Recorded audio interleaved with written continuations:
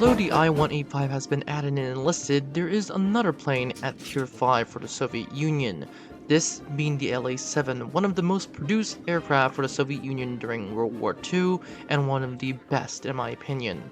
In today's video, we're going to be doing the La-7, and without further ado, let's get on with the history. But before we do, this video has been made possible for the friends at Discord, meaning if you haven't subscribed or joined the Discord, I highly suggest that you do. But that said, let's get back on track. In 1943, a new fighter concept for the Soviet Air Force was proposed to improve upon the La-5, of which Lavochkin, the designer of the La-5, aimed to enhance a further development of the La-7. In early 1944, key improvements included a metal airframe, a new gun sight, a new propeller, enhanced landing gear, and streamlined wings. Although intended to have three 20mm cannons, most of the La-7s were armed with two 20mm Shevak cannons due to design delays.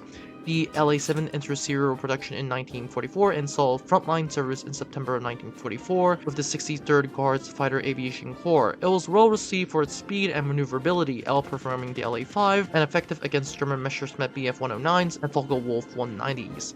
Despite criticism regarding engine reliability, the La-7 became one of the most successful Soviet piston engines of World War II, of which one even included killing a Me-262. Post-war, the La-7s was replaced by the La-9s, of which those continued to serve in communist countries as pilots and as trainers in countries such as North Korea, China, and so on. That said, let's move on to the stats. The La-7 sits at Tier 5. It has two 20mm cannons and two 100kg bombs. It has a crew of 1 because obviously it's a fighter. It has a maximum speed of 696. It has a maximum climb rate of 27, best turn of 16 seconds. That said, let's move on to the verdict. And the verdict is that it's a good plane. Unlike the I-185, it's actually really simple to use, with the exception of course you're using two 100kg bombs. But that said, it's a good turn for a Soviet plane. The two 20mm are great, and the two 100kg, although small, are actually easier to use than the 250kg bombs found on the I-185. But once again, if you haven't seen my I-185 video, that will discuss how to use those bombs. The cockpit is great since you can actually see what's behind you, so that's actually a buff and a benefit.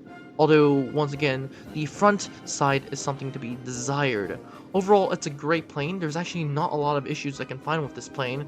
And honestly, if you cannot stand the I-185 and you think this plane is cooler, which honestly, if you ask me, it does look cool, then I highly suggest that you use this plane. It's actually really good if you know what you're doing and if you know how to use it. I actually down a lot more planes and I down a lot more tanks than the I-185, so that's that. Overall, have a great day guys, and I'll see you in the next one.